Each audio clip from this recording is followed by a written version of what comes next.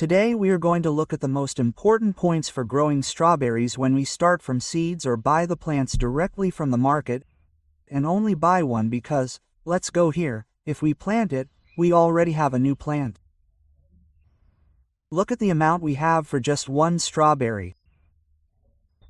And as a substrate, in this case, I am using a compost that has pieces of wood. We are going to add about 4 to 5 centimeters of this substrate.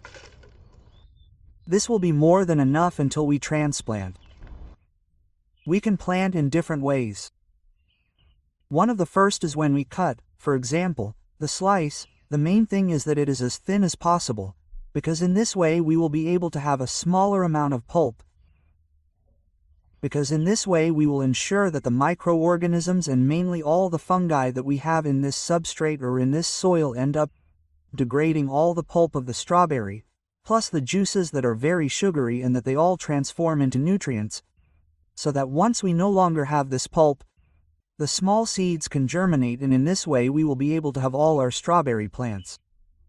We are going to see a second method that also consists of leaving all these slices very thin, and we are going to place them on a piece of paper, for example, in this case, wax paper, to prevent them from sticking to us, where we are always going to try to leave the cut part, the juiciest one, facing up, and that all the seeds remain facing down.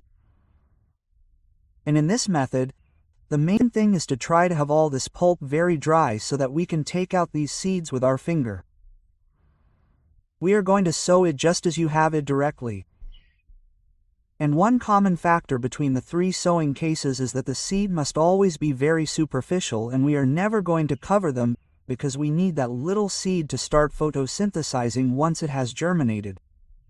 And then we are going to move on to method number 3, where everything is processed. We are going to put it through a blender. Once everything is processed, which is given gentle pulses, we wash it with water to eliminate all that strawberry juice until we are left with the seed completely intact. And this is what we are going to be sowing later directly on the substrate. Very superficial and with the container transparent, where we are going to simply water it until we see that on the side, for example, of the tray we see that approximately 1 centimeter has soaked. And no more than that. On the other hand, I forgot to tell you, these trays are not perforated, because with that centimeter that we have here, plus being covered, that water does not escape. It will condense on the sides, maintaining a humid chamber, and that helps when the seed, as soon as it germinates, the root immediately goes to the substrate. The leaf, since it is transparent and maintains humidity, begins to photosynthesize, and this whole cycle begins. This one that I have here is one from the berries when we use the pulp. You can see all the slices of strawberry that are darker.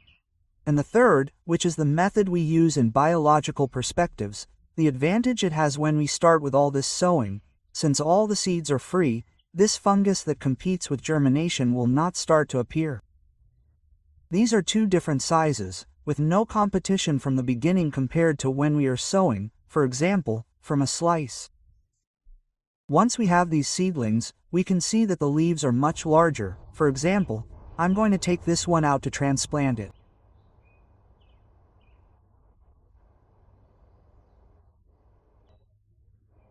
And look, down here we have the little crown. And to transplant it into a small pot, we'll water it first, and I'll try to position it so as not to bury the cotyledons.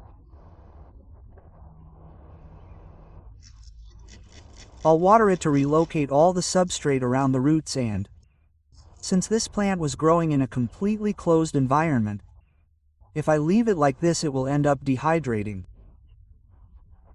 We're going to cover it with a lid or a transparent cup until we start to see that it has new leaves in. Then, we're going to uncover it directly, and we're only going to water it when we see that the substrate is dry. Once we have these plants that have germinated and have 3 or 4 true leaves, we can transplant them to give them a little more space, and we're going to do this until we get, for example, these others that also all came out of seeds. And we're going to use the triple layer method.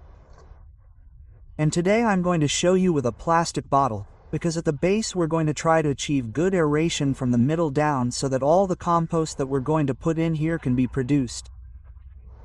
We're going to make fewer holes in the middle and none at the top. This way we're going to achieve natural aeration at the top, less in the center, and much more aeration at the bottom for the entire growing process that we're going to do for the strawberries. With these leftover sticks, and if they get too big like these, we'll just cut them up and leave them right at the bottom. We're going to put them in until we reach approximately where we have all the holes on top of all these leaves and sticks. We're going to use some compost that you have at home because this will allow us to give it all that nutrition when we're transplanting. And I'm going to fill it up to a little more than halfway before transplanting. And we're going to turn it over to see what we find here. In this case, I'm going to break it so you can see the entire root system.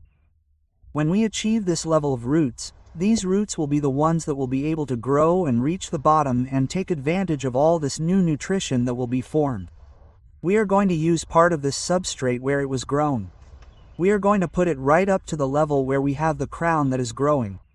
This way it is already well located. And notice that I leave all this space above that is free. Below everything I had a layer of leaves with sticks.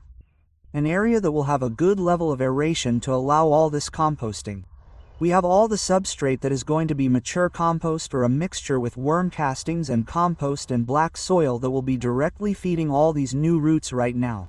And on top we are going to make a layer with all these remains of leaves and sticks, trying not to cover the entire crown. And now all that remains is to water it well. And look, I just watered it. And look, the water is already starting to come out from below. This is super important and will indicate that we have good aeration at the root level. We are going to transplant, especially these ones that are the strawberries when we buy them.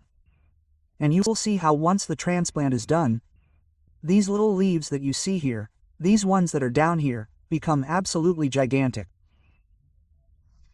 Always make sure the bottom of the pot is well perforated. If you have chips, you can also use them as organic matter. Well, much smaller than these. You have to cut them at the bottom, which is the triple layer method, which I call sticks. We press them very lightly with our hand to remove all this rigid part. There it is, no more than this. I will leave it like this. A root system that I really like, honestly. It is spectacular. We mix this soil that it came with a little bit with the compost. We make an extra layer, and I do not want to open these roots too much because I do not want them to continue going to the side. I want them to go through the center and start on their own to the side. I'm going to leave them like this. The depth of the crown is important. We'll see this when winter comes, when the plant has grown and developed a lot, because during the growth period the size of the crown increases a lot and it goes way up. And then we'll fill the top with leftover sticks, leftover leaves. A well-crushed stick works well. I didn't make holes in the side because the holes on the bottom will help oxygenate this part and decompose it. And on top we have the other part.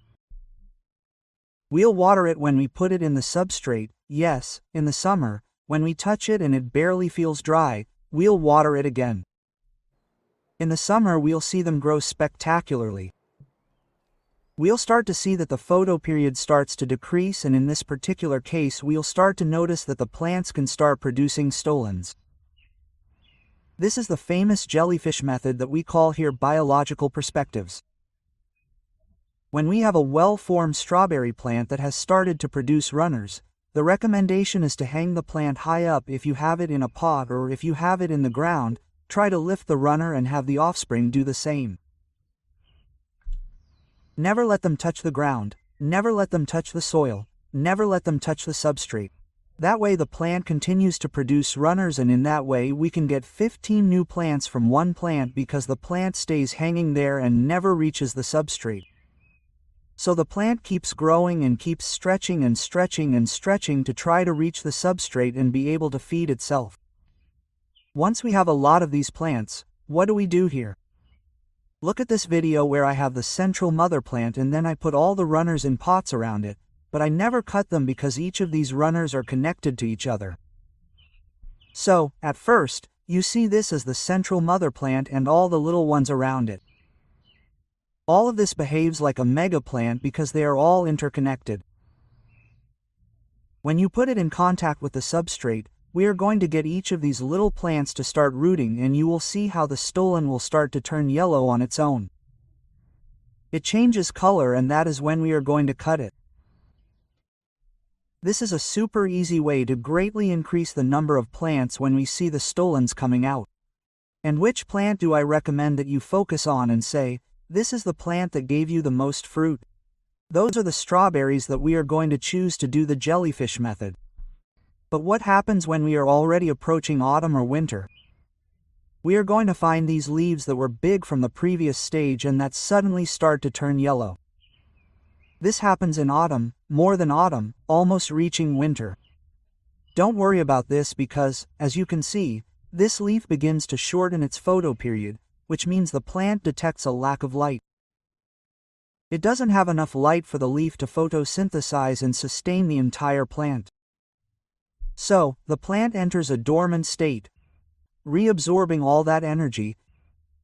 And what we're going to notice in these plants is that they start to grow much smaller central leaves. The plant does this because it has to keep using energy throughout the winter. It has to keep photosynthesizing. It's a plant that's going to grow very slowly, but that helps it increase the size of its roots.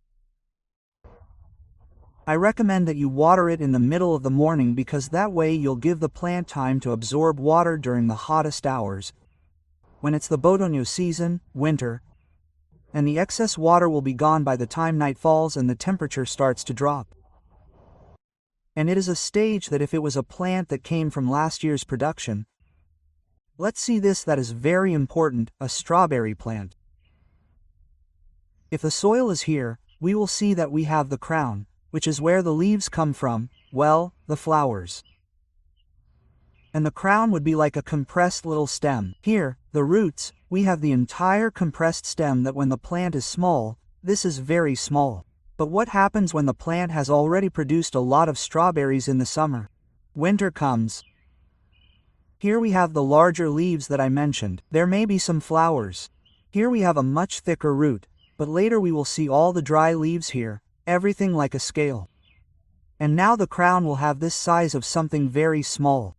When it was in the production stage in the middle of summer, we found this crown. This is an old plant that was left over from last season.